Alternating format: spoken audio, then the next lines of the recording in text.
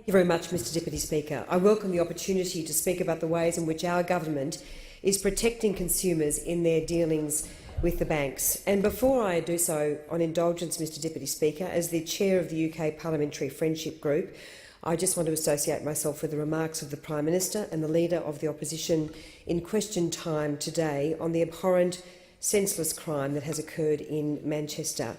Our hearts go out to Manchester and to the people of the United Kingdom in the wake of this terrible tragedy. Mr Deputy Speaker, I have spent my working life, fighting for justice for consumers.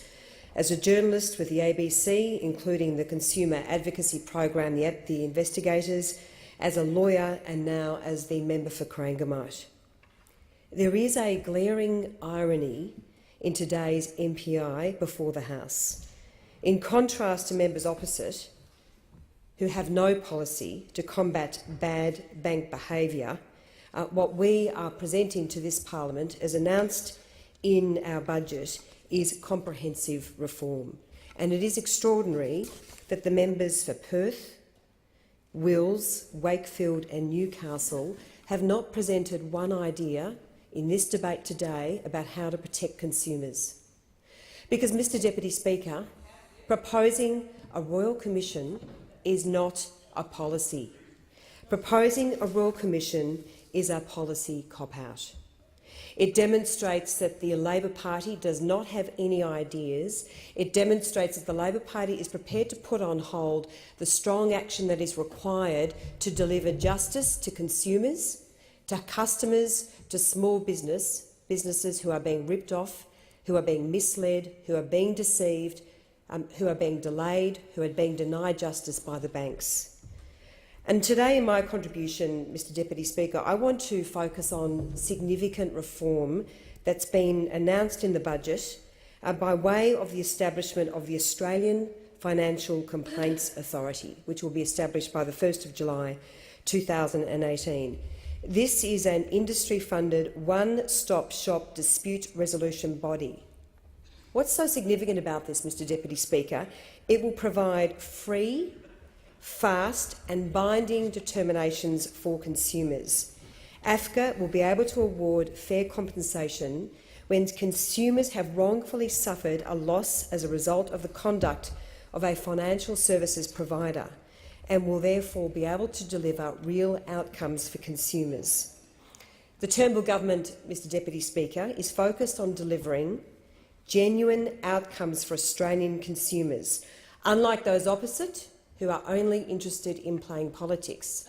Now, today was an opportunity for the Labor Party to present some ideas, some policy ideas about what it might do, about its aspirations, how it will stand up for consumers, how it will stand up for those who've been ripped off by the banks. But what we have seen from members opposite, Mr Deputy Speaker, is a policy vacuum.